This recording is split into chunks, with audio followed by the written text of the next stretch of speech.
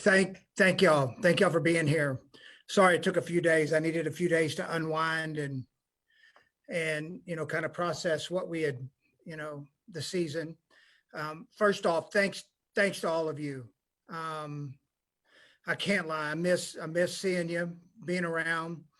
The in person. I can't wait till the days till we can get, away from these Zoom calls and we could have it more in person. But I appreciate all of your flexibility, your patience with us this year as we went through, just crazy times here to get this season in. And I hope we were able to accommodate you. I know Matt and his staff do a great job, and we always want to make sure that all of you are getting the information that you need. All right. So thank you. All right. Let me start off and say this. I'm extremely proud to work in the National Football League. What they have done and what we've done as a league is pretty incredible. When everybody said it couldn't be done, no way, there's no way they're going to pull this off.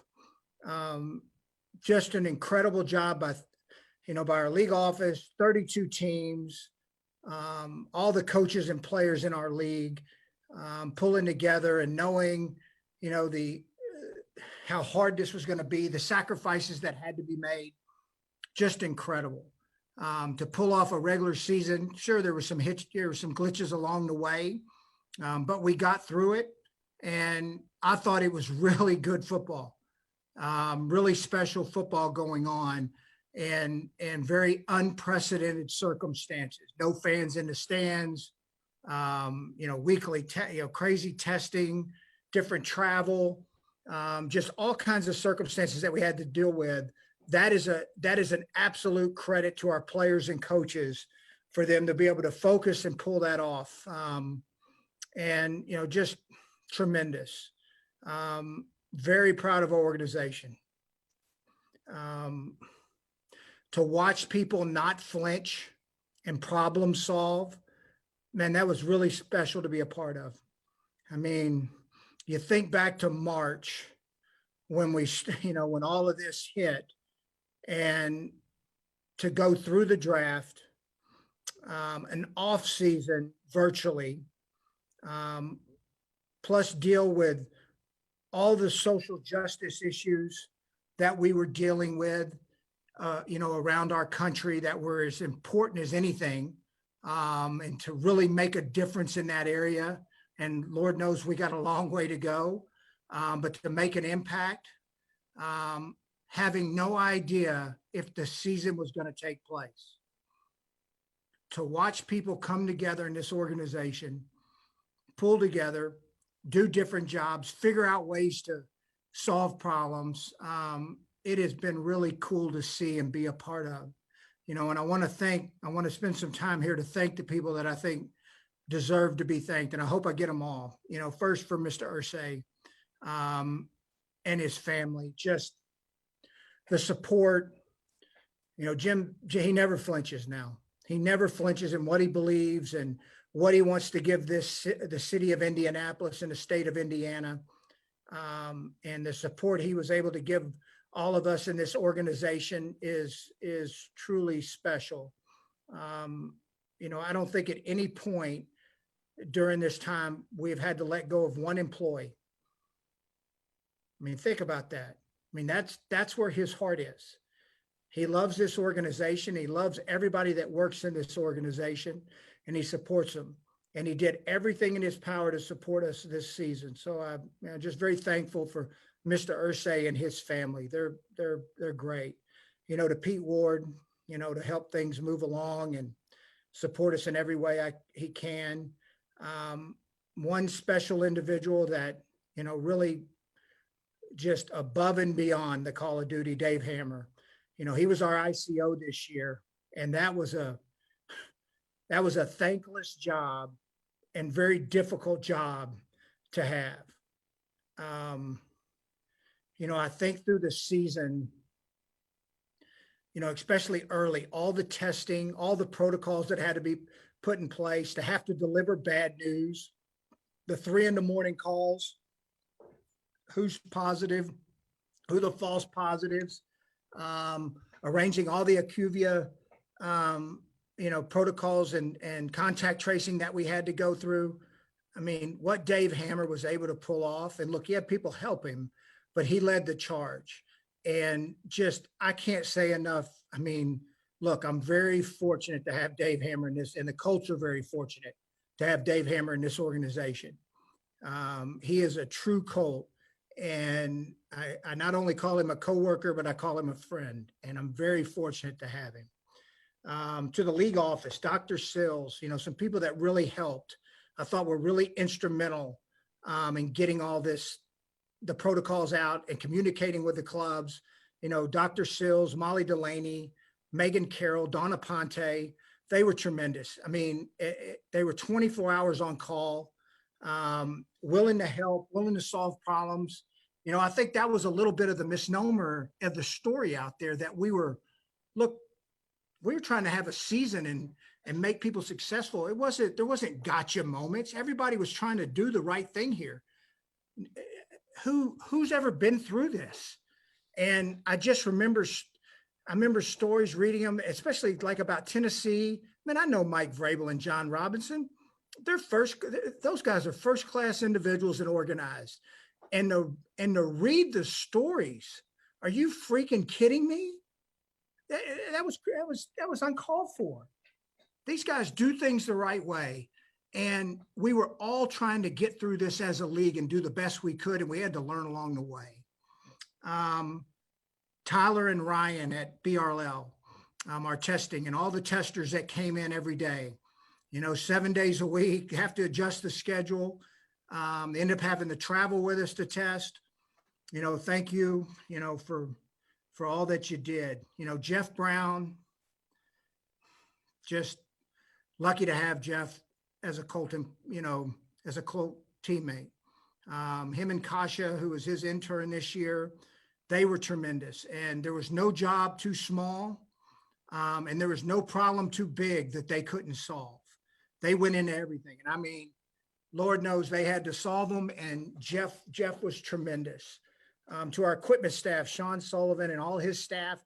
Look, there was a point during the season, and I screwed this up. About midway, we knew the locker room and the close proximity was something that could be an issue. We get through the bye week, and I finally, Dave Hammer and Jeff and Frank and I sit down and said, look, we have to move the locker room. And this is after, we should have done it the bye week. That's just stupid on my part. So we do it, during the week on a Monday, Tuesday. And so him and his staff are working 24 hours a day to get the locker room moved into the weight room, move the weight room, the rest of the weight room and team meeting room out to the indoor. So just tremendous by them adjusting on the fly, never griping or complaining, and just figuring it out.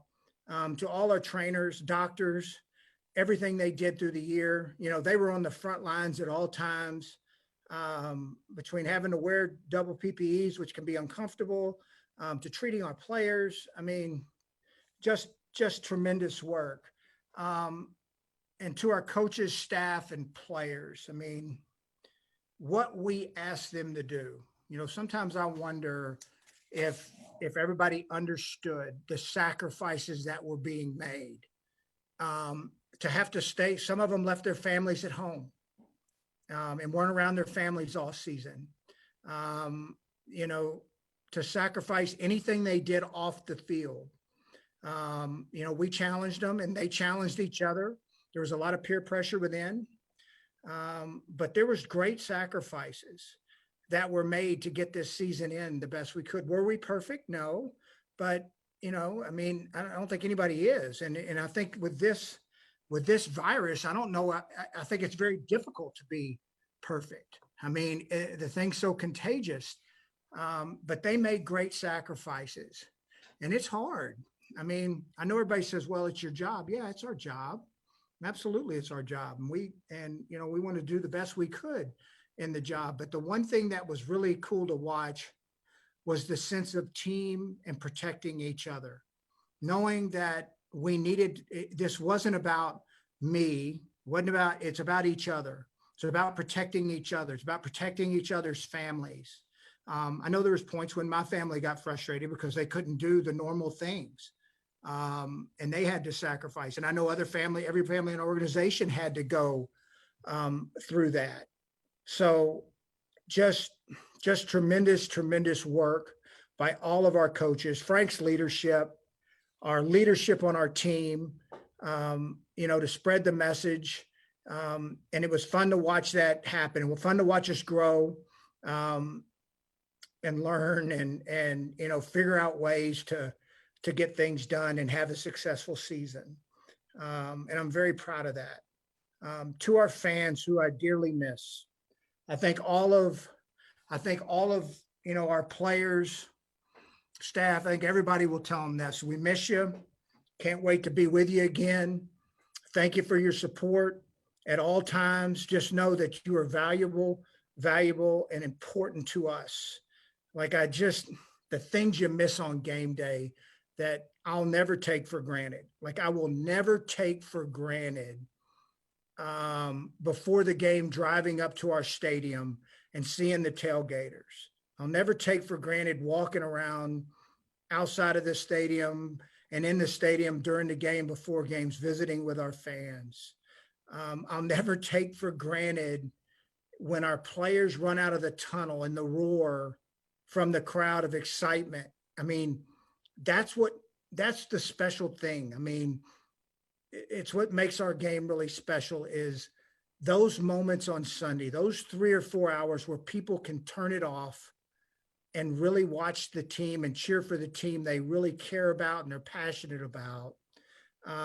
I'll never take those moments for granted. I never have in the past, but I think they're going to be even more special now. Our fans are important to us. They're important to the Colts, and we want to make them proud, and we want to continue to build something that makes them proud. Not only the team we put on the field, but also, what we do in the community and the difference we make in the community. We've talked about this a lot, that we think we can change lives along the way. And I believe that. I truly believe that. All right. So season didn't end the way we wanted it. Very disappointed, you're always going to be, but it didn't. I think Frank had a good line the other day. It didn't mean we didn't gain anything.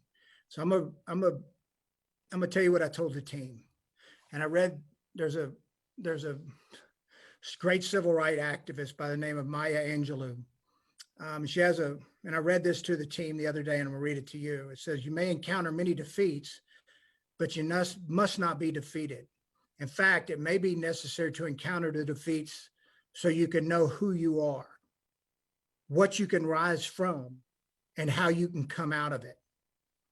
So we live in a world, and in our program and what we do here, where we don't have a finish line. And I talked to the team about this, and Frank talks to him about we don't have a finish line. Absolutely, our goal every year is to win the Super Bowl, and we are extremely disappointed when it doesn't happen. But saying that, even if you win it, you still got to keep moving forward and growing and getting better. And that's what we're building this program upon. We're at a start over point, as we are at every end of every season. And we'll grow from it, and we'll move forward we'll learn from it. I know this, we have the right group of men. We have the right group of coaches. We have the right group of front office staff and scouts. We have the right business people. We have everybody in this organization, we believe in, and we think we can move forward and do some really special things with. Getting to the top of, to the ultimate goal is when you don't make it, you're disappointed. But nobody said it was going to be an easy road. There are going to be the hard defeats and the hard losses, but you keep moving forward. I believe in what we're doing.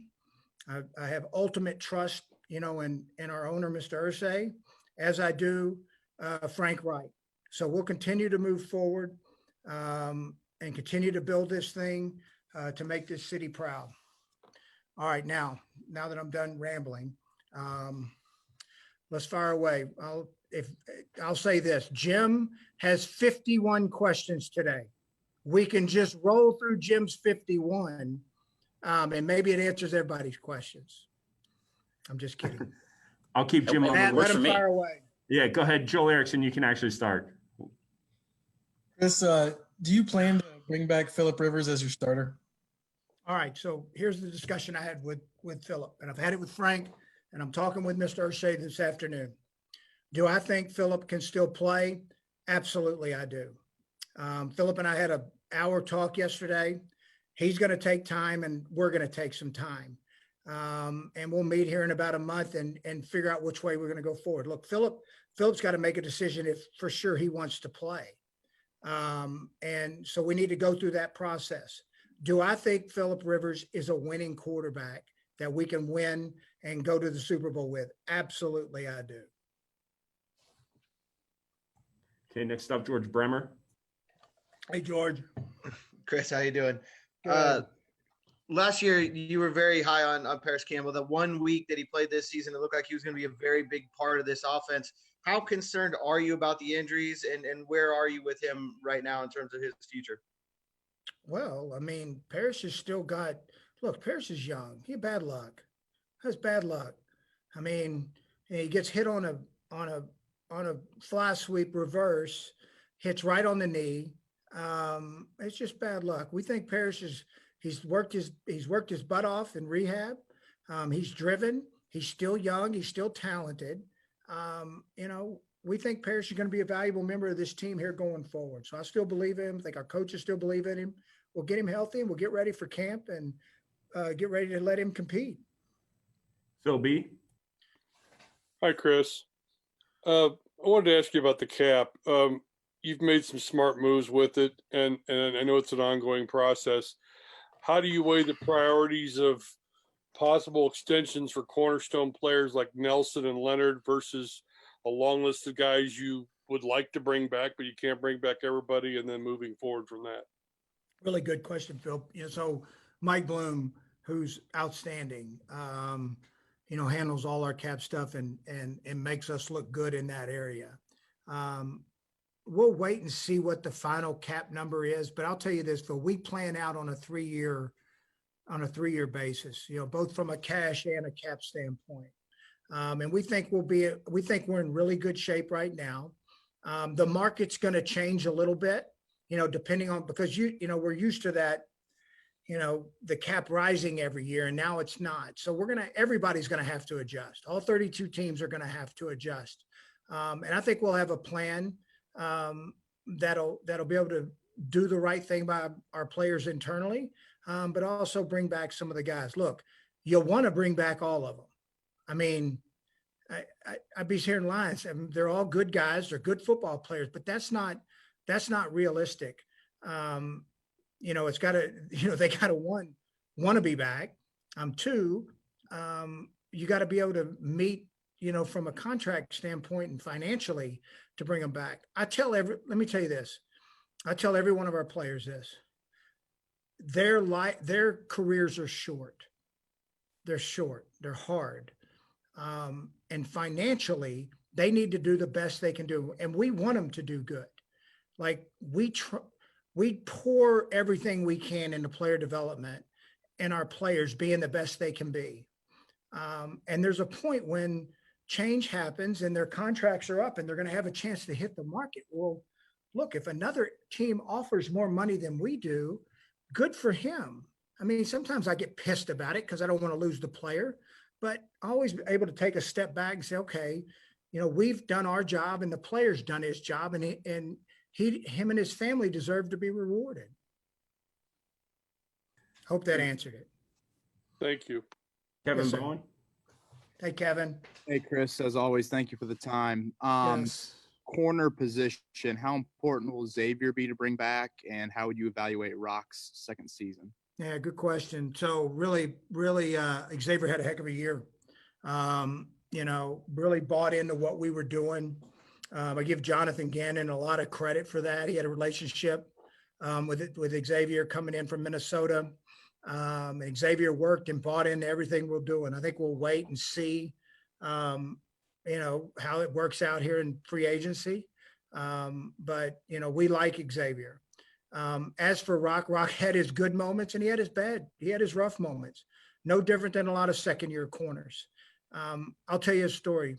I remind you all the time. Charles Tillman, who I think Charles Tillman's a Hall of Fame player. That's just my opinion. I'll never forget, I don't know if it was Charles's second or third year we played Carolina in the playoffs, and Steve Smith just had a monster day against him. Charles Tillman went on to have a great career. It is hard to play corner in this league. The rules make it hard. They call PI on any freaking bump that happens. So it is very difficult to play corner. Rock knows he's got to make some improvements. But I think he's got the right mental attitude to do it. He had some good moments this season. They weren't all bad, but he also had some rough moments, which is natural for a second-year corner. But we think he'll work and he'll get better. Zach Kiefer. Hey, Zach. Chris, I know you love rumors, and Love them. I won't ask you about players under contract with other teams, but let's say Phil doesn't decide to come back.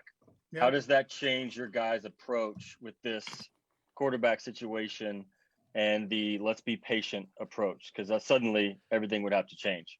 Yeah. Look, we examine and we do this, I tell y'all every year, like we scout every quarterback in the league.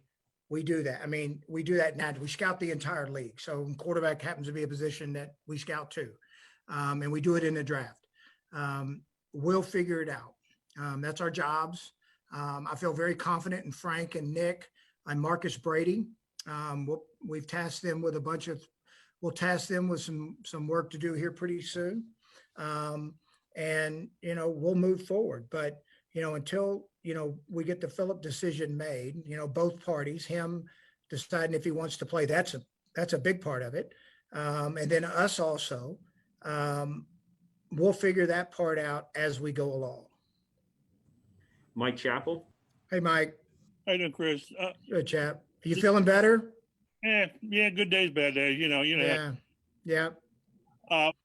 Curious, it kind of goes with Zach's question. Even if Phillip comes back, don't you have to address long term? It's good. Look, I think we've talked about this, and so we drafted Jacob Eason last year, who we like. We still got we got to find out a lot more about Jacob Eason. No off-season program. The first time we see Jacob is in training camp, and there's no preseason game. So we're trying to get ready for the season at that point. But we like what we've seen from Jacob. So we think we have a really good young talent in Jacob Eason. I don't want to discount Jacoby. We still like Jacoby Brissett and think that he's a good player. All right. So let's don't completely take Jacoby out of the mix here. But the one position you cannot, I don't know how long I can go, just all of you go back and look at first round quarterbacks drafted over the last 10 years. It is not an exact, everybody just thinks you take one and you're going to fix the problem. Look, taking one will get y'all off my ass for a little bit. But the second that guy didn't play well, I'm going to be the first one run out of the building. I promise you, we get the importance of the quarterback position. But taking one, and the difference between just taking one and taking the right one is the key, in our minds. We'll explore it. We'll examine it. We'll go A to Z on it. I promise you, that position never leaves my mind. And it's something that we want to get fixed. But it's also, there's got to be a little bit of timing and luck come into play when you get it. Look. You think about when you've got two of the greatest quarterbacks in this franchise's history since it's been in Indy, Peyton Manning and Andrew Luck, and it took the first pick of the draft. Well, I can promise you this, we hit the first pick of the draft, we're not going to be having these press conferences with me. It's going to be somebody else. So we're going to have to find a way to fix the problem. And find a long-term solution as we go along. We think we got Jacob. We like him with some upside. And we'll see what the future holds of, of what we're able to do. Just a quick follow-up on that. Mhm. The fact that this team's ready to win now, does that alter your direction? No, sir. No. And that's a good thing.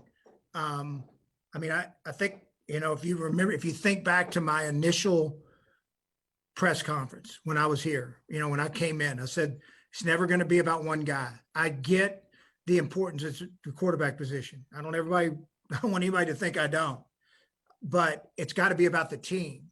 And I think we've done a good job building a good football team in all three areas.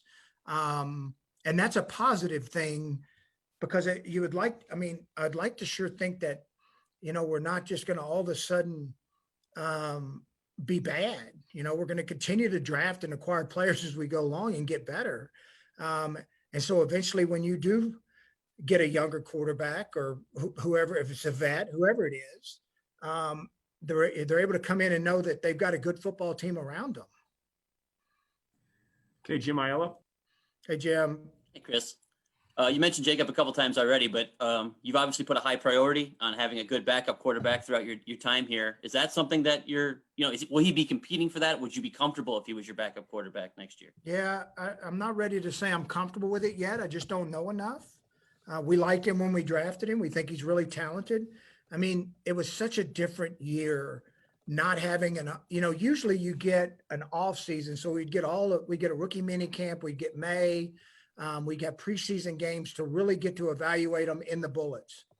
And we've still got to go through that, with Jacob. But let me tell you this about Jacob Eason. He kept his mouth shut and he worked. He was in a great quarterback room with a lot of experience and got to take all that in. I visited with him for about 30 minutes the other day. And I asked him, how did you grow? What'd you learn? And, he had a great answer that just watching Philip and Jacoby and Frank and Nick and Marcus talk ball, how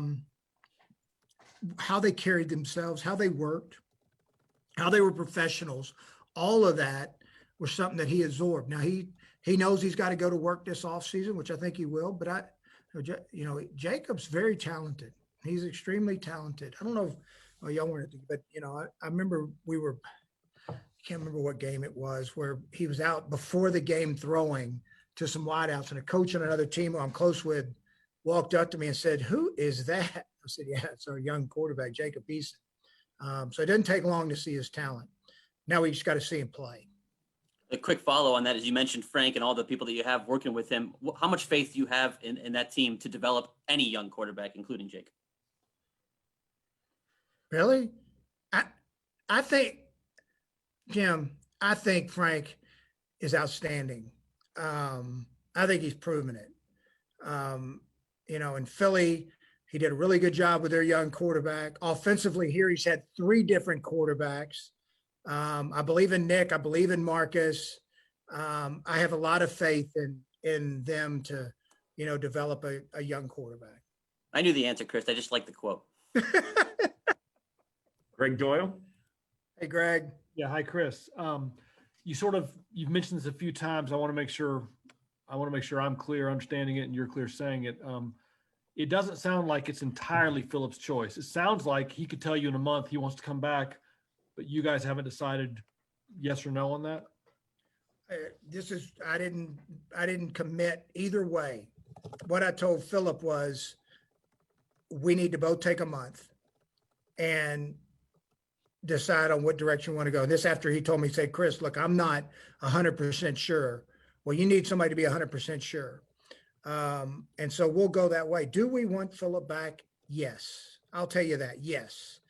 But I told Philip, we've got to go through the process. I got to do my job.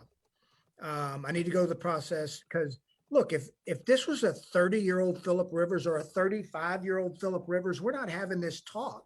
But this is a 39-year-old Philip Rivers who, might have 1, maybe 2 years left. So I just told Philip, I was honest with him. I said, look, I need to go through the process. I said, do we want you back? Yeah.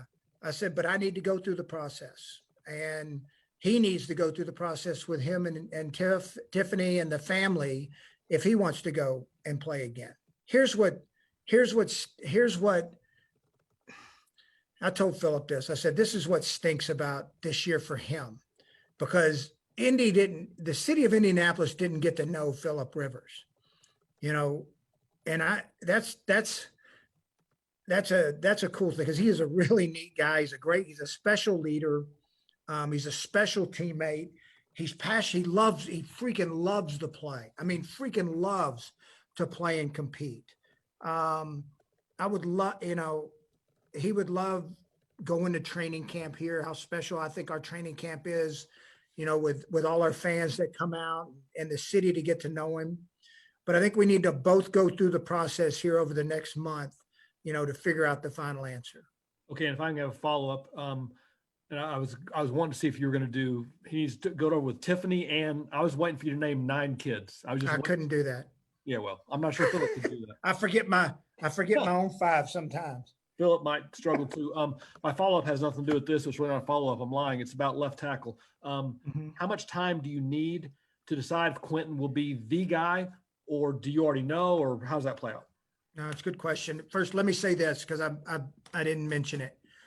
Anthony Costanzo is the most underrated left tackle in the National Football League. I've sat here and watched him play for 4 seasons now, and I'm still blown away how this guy's never been voted to the Pro Bowl. It's a travesty. It's an absolute travesty that Anthony Costanzo was not voted to the Pro Bowl. Now, Anthony doesn't care about things like that. But I can tell you this, his teammates do, because every time I've called Quentin or Ryan Kelly and tell them congratulations on, to the Pro Bowl, the first thing, they ask is, well, did Anthony get voted in? So he's going to be missed, not only the player, but the person. I mean, I love Anthony Costanzo. He's got a great family. He's dedicated. Nobody works harder in the off season. I would say we got very close, especially here in the last 2 years. Extremely intelligent, smart, thoughtful, cares about others. I am happy for Anthony that he is retiring on his own terms. But he is really special, both as a player and as a man. And the Colts have been lucky to have Anthony Costanzo. All right, now, so your answer to left tackle. Let me say this. All right, so we've got Quentin, Ryan Kelly, we've got Braden Smith, and we've got Golinsky. So we've got 4 damn good offensive linemen right now. We got some young ones we like, and Pinter and Holden, who we brought in late, who held up pretty good against Pittsburgh. We know we've got to make some additions to the offensive line, and I think Frank and I's philosophy on the offensive line. It's one that we don't ever want to go short. I mean, I believe it in my soul. That's where you win. You win up front in this league. So it's something we'll have to address. But I feel like we've got 4 really good starters. I mean, a couple of, a few of them are really special, and some good young players to work in the mix. We've got some work to do, but I think we'll let it all shift out through the off season. And when we get to training camp, play with some different combinations to make sure we get the best 5 on the field. Look, at the end of the day, that's what it is. Let's get the best 5 players on the field that can play winning football along the offensive line. Stephen Holder. Hey, Stephen. Hey, so I have a very broad question. I figured. You look at your team, and so you get knocked out in the first round, but you do have significant talent, and it looks like a team that can play with anybody on certain days. So I guess my question is, how close do you think you are to contending for something, whatever you want to call it? When you look at the result, but also look at the talent. And I know your quarterback situation is unsettled, but. Yeah. All right. So, I mean, look, our goal every year is to go win a Super Bowl. That's it.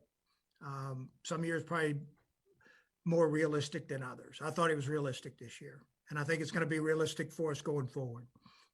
Do we have work to do? Absolutely, we have work to do. But we've got to, this is where I'm really proud of our young players, because now they're growing up. I mean, I mean, you forget.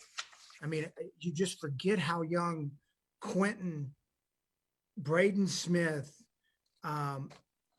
Leonard, Okereke, Willis, Blackman, Taylor. These are young players. They're young, and that's a good foundation, for this organization. Pittman. There's Zach. These are young guys, man, and that's a really cool thing. And I know I didn't hit all of them. You want to mix in the right vets, which I thought we had a really good mix this year. I think we all know the quarterback, is the one that stirs the drink. So having that position settled for long-term success is going to be very important for us. But I like our team. I like our young players. And I think there's some other ones that are going to come on, as we go. I mean, it's funny because, last year, everybody just thinks a player's going to hit this league and crank it out and be great right away.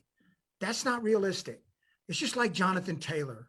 I mean, we thought Jonathan Taylor was playing pretty good football, but others didn't. And I didn't understand why this kid was taking a little bit of a beating early in the season that he was. It takes time for guys to develop. Last year we went through Tyquan Lewis, and rushers and corners, it's just a different game. It's just a different game when you get in the NFL, and you got to be patient. You got to develop them. And if they're good kids, and if they have enough talent, that's key. Now, I'm not always right on that, and I admit it, and we move forward.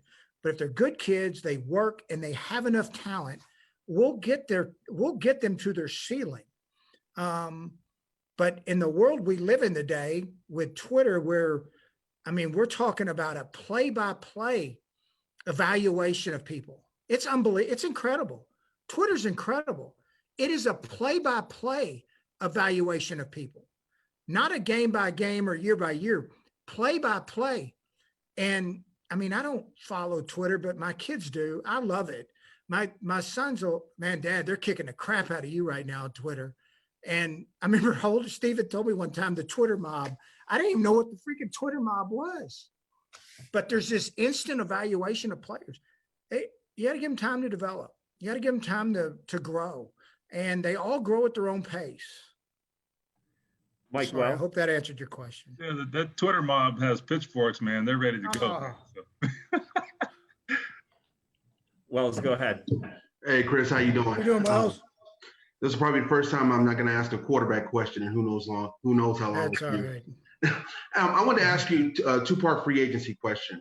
T.Y.'s, basically now that AC's retired, he's the essentially last man standing as the elder statesman here. Where do you see him at as far as when you look at the age that he is and what he potentially could do production-wise for you guys still? All right. So let me say this about T.Y. Hilton. Just from when I walked in, he's always been a great player. But how he has grown, teammate, man, he's a really special dude, man. T.Y. Hilton is a really special dude. Before we played Buffalo, man, I walked there. I said, I love you. I do. And, T.Y.'s not the most emotional guy, but he gave me a hug, and he knows he's special, man, as a person and as a teammate and as a competitor. As to his ability, T.Y. can still play. He can still play. Whether it's at the level it was 4 or 5 years ago, well, no, as you get older, you got to find different ways. But I'll tell you this, T.Y. is smart, instinctive, knows how to get open, and he still has value. We'll see how it works out here over the long haul. But I'll tell you this, we value T.Y. We think he still can play, and he's been a great Colt. And I want to ask you, obviously you've been very, picky on how you go about spending your salary, your in free agency, spending money. When you look at as far as the locker room and as you add pieces, do you feel like going forward that you guys maybe had a maturity level to potentially add a very talented player who may have, kind of a checkered past or has some issues? Do you think you guys had a mature enough locker room for that now? Yeah, I do. I really do. Whether we would do it or not, it would depend on the case. But absolutely, they know the standard. They know we're going to hold people accountable. They're going to hold people accountable. You know, we're starting to take the right steps in that direction where the locker room puts some peer pressure on people. Probably could, you know, that we got some growth to do there a little bit, but it's much better, you know, than it was a year ago. But they want to look when your best players who make the most money are your best leaders and your best workers, people fall in line. DeForest Buckner, that's why when we made the trade for DeForest Buckner, I was not worried about how much the compensation we gave up for DeForest or the money we gave up for, you know, or paying DeForest. He earned every penny of it. And the locker room knew he did. I mean, there's great respect for DeForest in the locker room. I think it's a case by case thing. And depending on if we trust the guy will fit in, you know, the way we want him to fit in. Ken Sterling. Hey, Chris. How you doing? You think that Philip Rivers is capable of leading the Colts to a Super Bowl. Is that because of a group of specific attributes that you see in him, or kind of the combination of what he is plus who he is? Well, he's brilliant, smart. And I think it's a combination of both of those, which, you know, what he is and who he is. He's brilliant, smart. Look, your skill set declines as you get older. That's just, age is undefeated. It just is. And for him to be able to figure out different ways to play and win was pretty neat, pretty fun to watch this year. His mentally, it is really difficult to fool him. You don't fool him. There's a few times during the year, but it's rare. And I want everybody to think about this. Like, I know Philip took some criticism, indeserved. He threw some balls I think he'd rather have back early in the season. No off season, completely different team, new players he's getting used to. I mean, sometimes I wonder if we ever take that into account. I mean, I was concerned early in the season with no off season and a brand new quarterback, how we were going to adjust. And I thought over time, you know, after we got about game 6 or 7, he really came into his own and really started playing good football. Zach Kiefer. Chris, what'd you think of the job of the coaching staff? I don't mean Frank specifically, I mean the entire staff. And do you anticipate any changes in that regard? Yeah, really good. Really good. We're always going to have room for improvement. We challenge each other on that. We do that every year. We challenge us not only from a coaching side, but from a personnel side. You know, what can we do better? How can we get better? If we're staying the same, we're not growing. So no, I'm pleased with the coaching staff. I don't know if we're going to have any change. There's still a lot of coaching stuff going on out there. So, but as of this minute, I don't foresee any, but that can change. Charlie Clifford. Hey, Chris, congrats. Hey, Charlie. Congrats on a great regular season.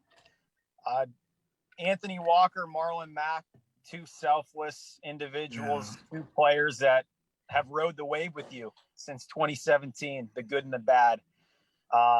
Both have unique opportunities this offseason. What did you tell them before they departed? I'll talk to both of them next week. Anthony, so I got a special relationship with Anthony Walker.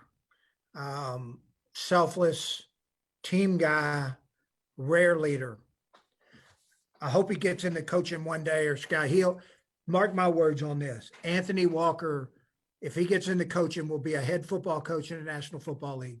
And if he gets into scouting, he'll be a general manager. He's brilliant. He's absolutely brilliant, and he's made of the right stuff. I know Anthony wants to play more. We value Anthony.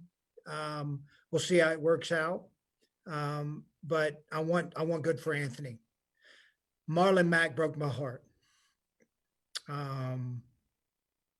That sucked. That was hard. That was really hard. And it was hard on him, but he's so tough-minded. I've watched him work his butt off here all season to get back. Marlon Mack deserves a contract. Unequivocally, he deserves a good contract. I don't know if we're going to be able to do that here.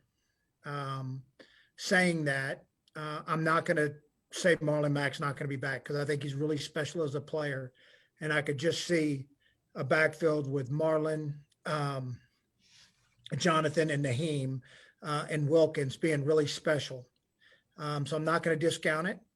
But I think Marlon Mack is a great player and deserves what he has coming to him. Kevin Bowen. And he's even a better teammate, unselfish, everything you want. Kevin, go ahead. Chris, I know at this presser last year, you really beat yourself up over just kind of the lack of depth that you felt like you gave the staff, I think particularly in the secondary. Obviously 11-win season, but anything stick out to you personally that you beat yourself up over? Yeah. Don't worry. I kicked myself up. I beat myself up pretty good. You know, when we started having all the injuries on the O-line, you know, we got to make sure we're prepared for it. Our scouting staff did a tremendous job going and finding, you know, some good players, you know, late. They were outstanding, and that's part of this. But it's always going to be you know, I'm obsessed with depth. I'm obsessed with it. I mean, that's why you see us having so many workouts. Our guys press me on it at all times to make sure we're always churning, and we've got to continue to do that. And we can never relax. Like you can't take anything for granted. Nothing. You can't take winning for granted. Like when this season when it ended, all right, so fine. We had a good season, but it's over. Like, and it takes me some time to get over the fact that we didn't do what we were supposed to do. And I'll go through a self-evaluation of what we need to do better and what I need to do better to help us get to where we got to go. But we're obsessed with depth. I'm obsessed with it. And, you know, we want to be the best we can be. I mean, if anything, if it shows, and we talk about this with our staff where like, okay, so we have 53 men on the roster. Well, they're all starters. Like, don't tell me they're all starters. And we got to give our coaches good enough to when another guy goes in the game, he's good enough to win with. I mean, you have to have that because at some point they're going to play. I mean, we saw it this year, especially with all the COVID issues we had going on throughout the league and with us. I mean, we've got to do a good enough job. Our scouts are great. Look, I'm very blessed. And we won't be able to hold this together forever. This is a very, very talented scouting group. And I'm glad they're starting to get some attention from the rest of the league. Okay, we'll go Joel Erickson. Chris, what do you think about your edge rush? Both the older guys who started and some of the younger guys. Yeah. Well, look, I thought Autry and Houston had they had good seasons. I thought Muhammad had a good season. Sometimes the collective unit is sometimes better than all. And that's what we want to have. We want to have 8 guys, but we're always going to be looking for rush. I mean, always going to be looking for rush. Kamoko came back mid-season, wasn't quite always right with the ankle. So we need him to get completely healthy. We need Ben Banigou to come on. I was thinking, it's kind of like what I was talking about before, where everybody thinks that these guys are going to be instant rushers and 10 sack guys. And sure, it happens in the league, but they traded one away who had like 1 sack, or I don't know how many he had, to Buffalo. And then the guy turned into a rusher in year 4. Like, you got to have some patience and keep developing these guys. But I think our emphasis. Look, we're going to continue to fuel the fire on the front. We think that makes the train go. Do you think Houston can still keep doing it?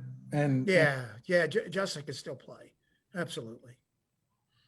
Jim Aiello. Yeah, Chris, on the talk about the interior now. Obviously, DeForest and Grover had really great seasons, but the game that you didn't have DeForest, you didn't have Danico.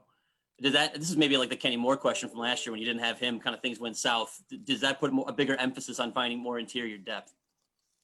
I mean, look, anytime you lose a first team All-Pro that's playing dominant, it's going to be a little bit of a hole. There's no doubt. Look, we had a bad game. I don't want to say we missed Danico and we missed DeForest without question, but we didn't play up to and give Tennessee credit. They kicked the shit out of us. So, but we can play better.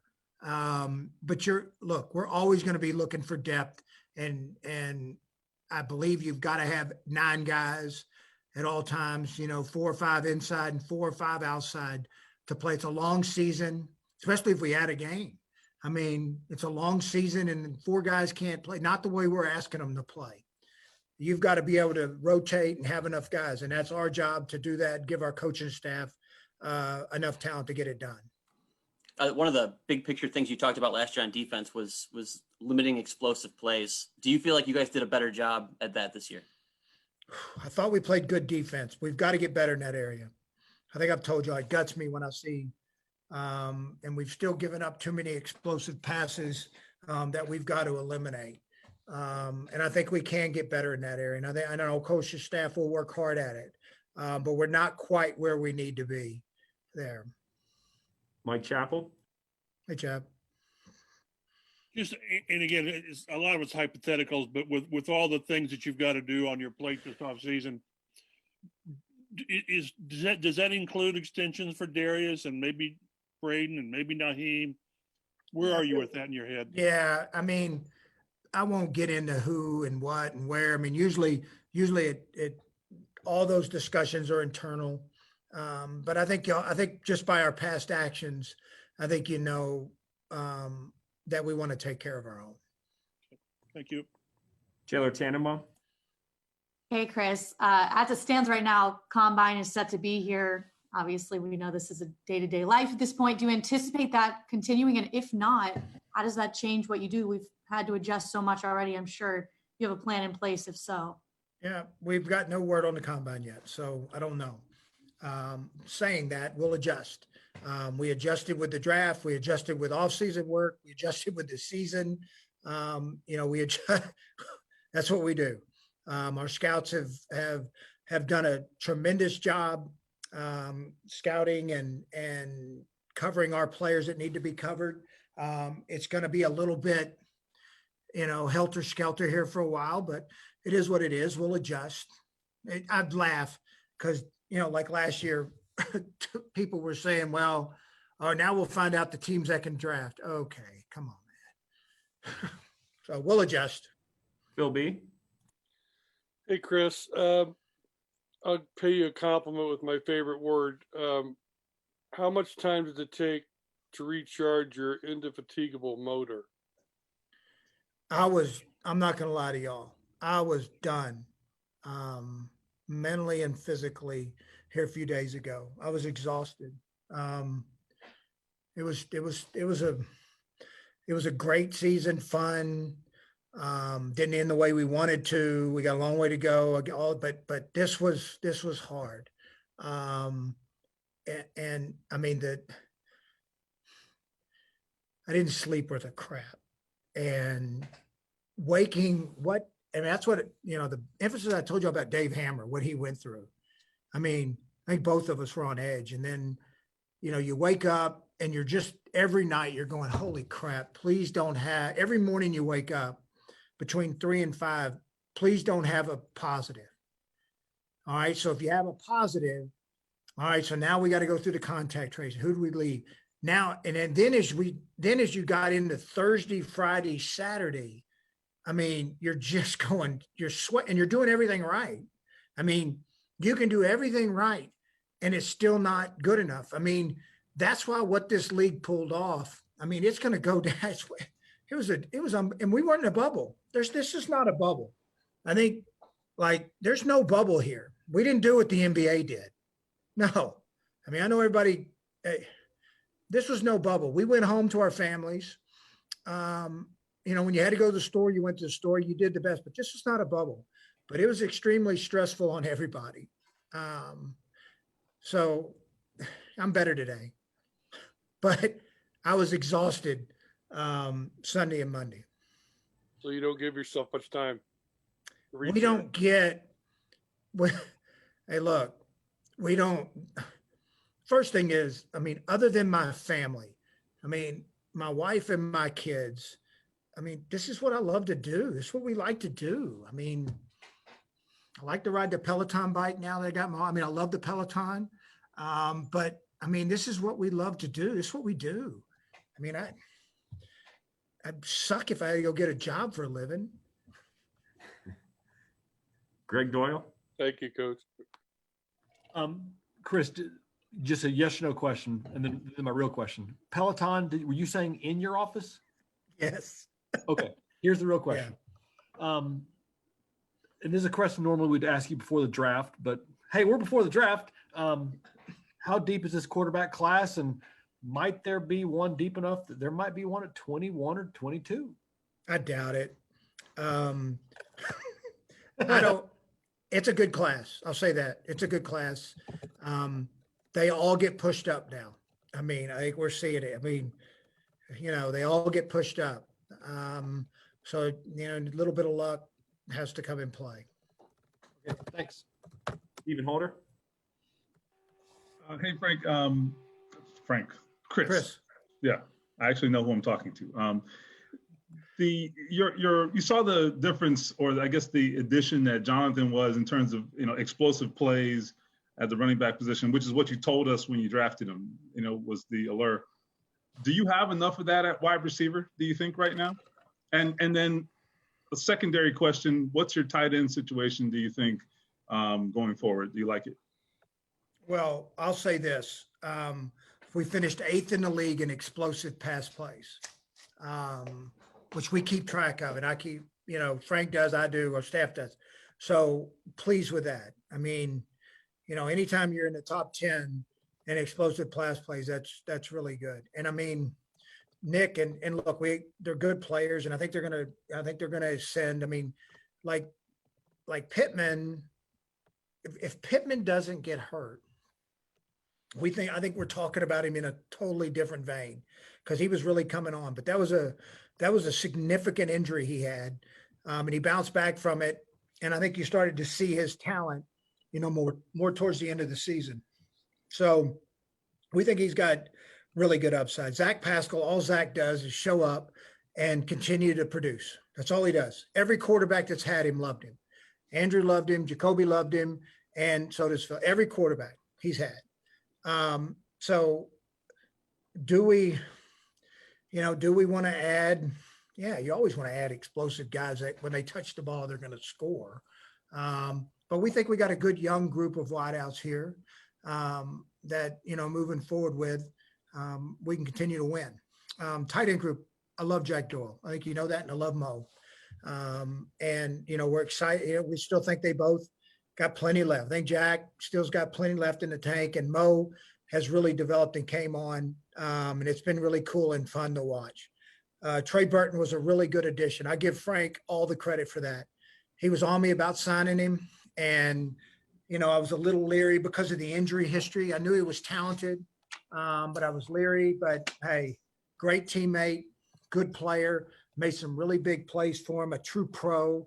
Almost in the locker room, did some things that, you know, don't always get noticed, but just a really special guy.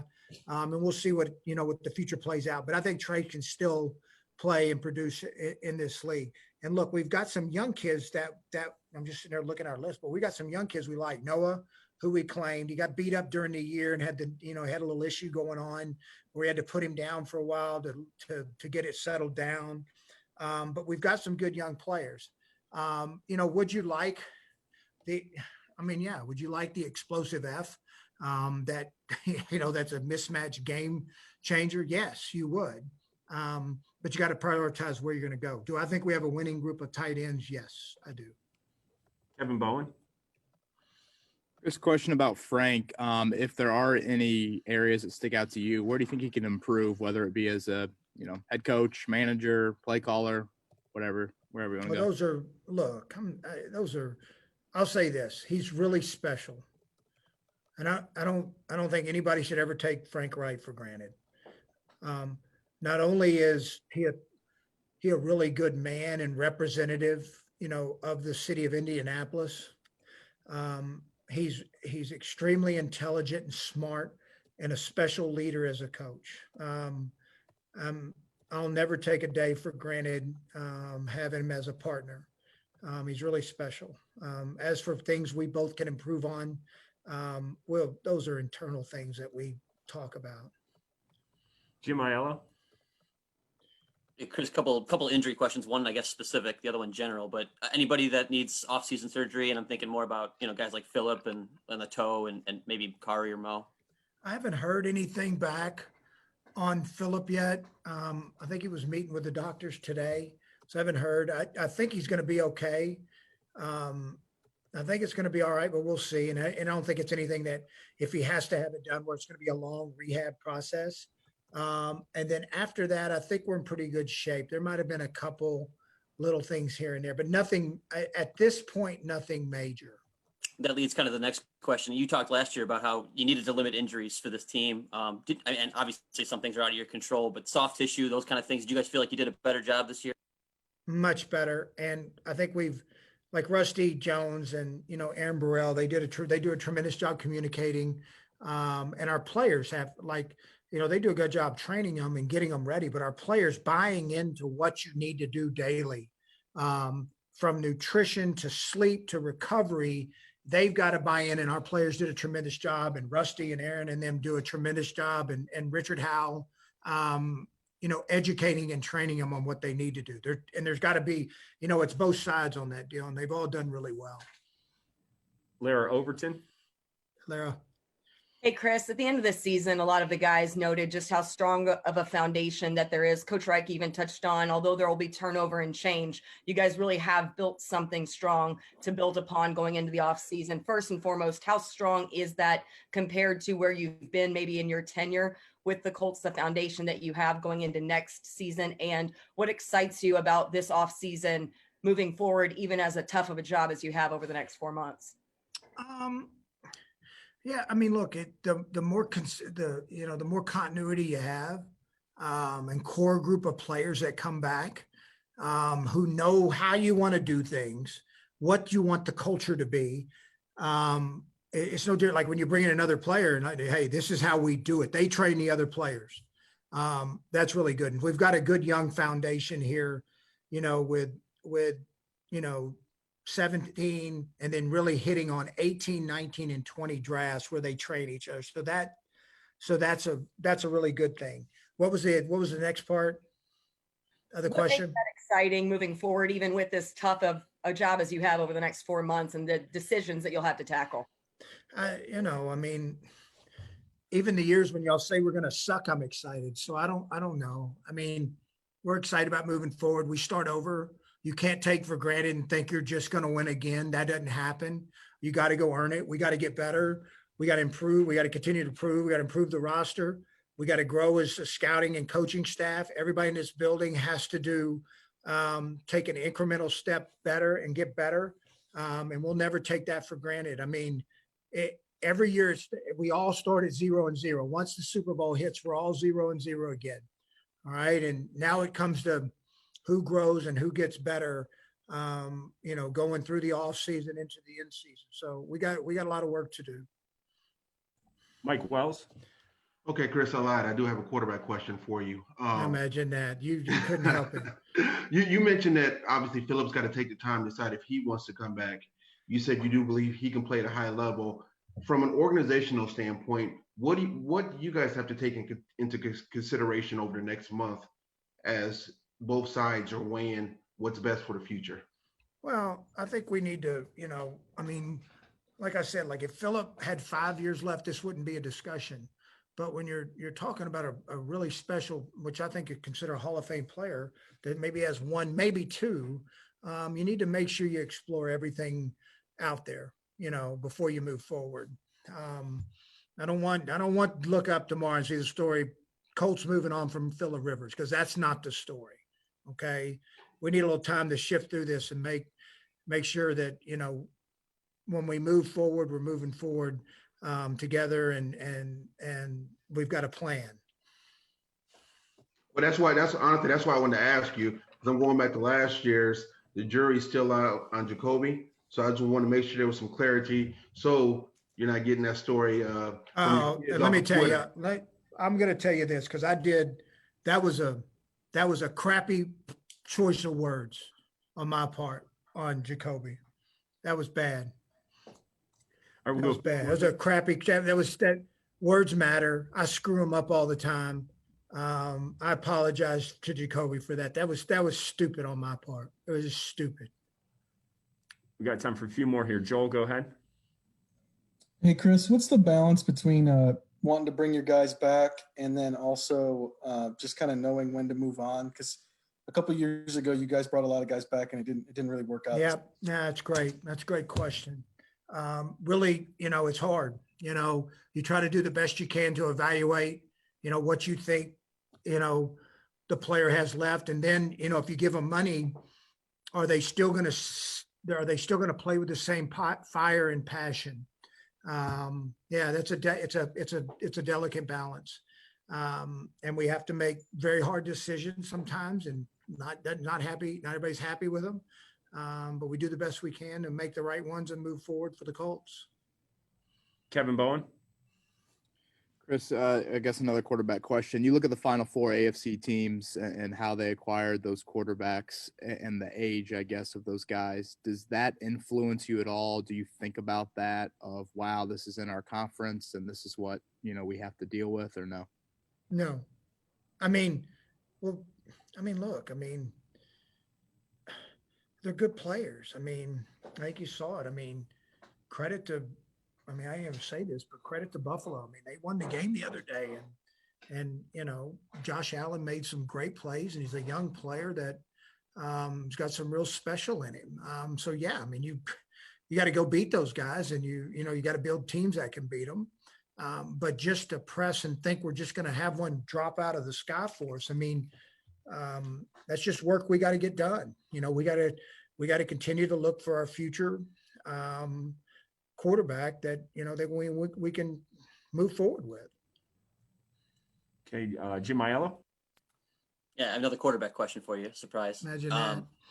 The traditional pocket passer. Do you feel like that's getting kind of phased out of the NFL? And when you look for a young guy, how big of motivational be a mobility guy?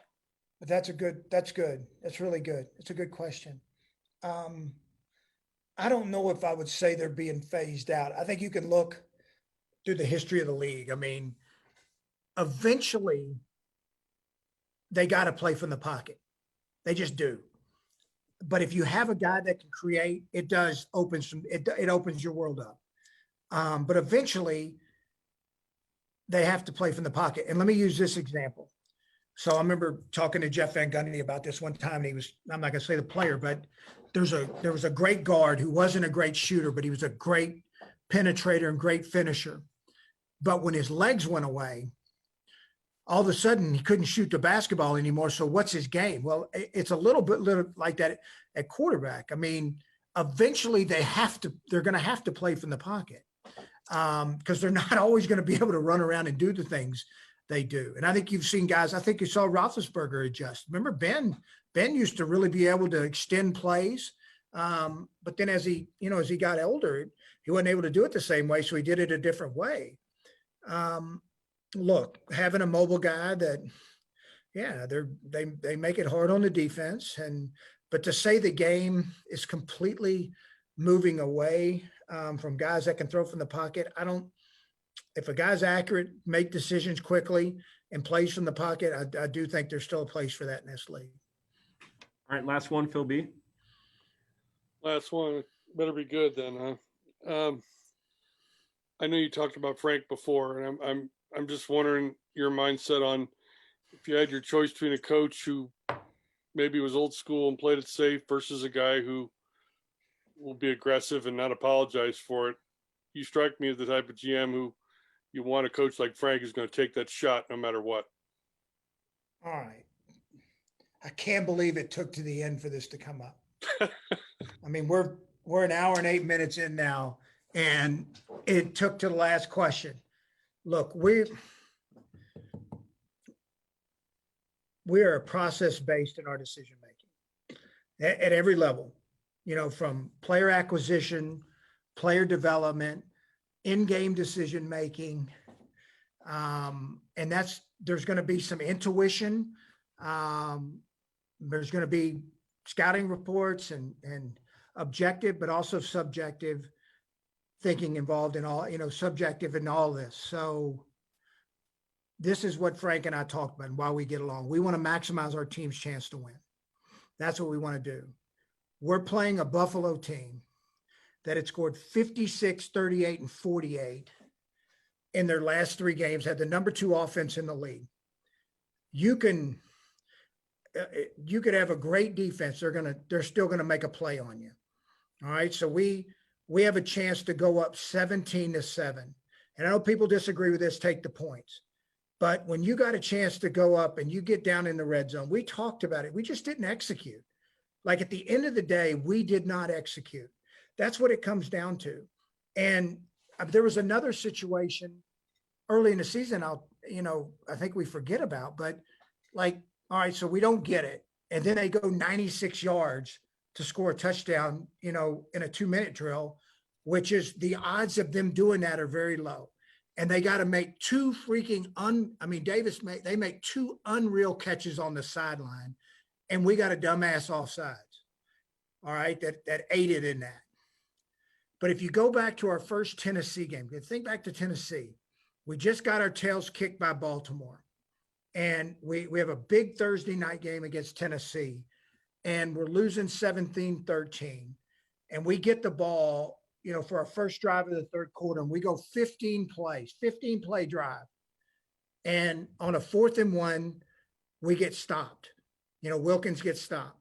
All right, so we ran the ball, right up the gut.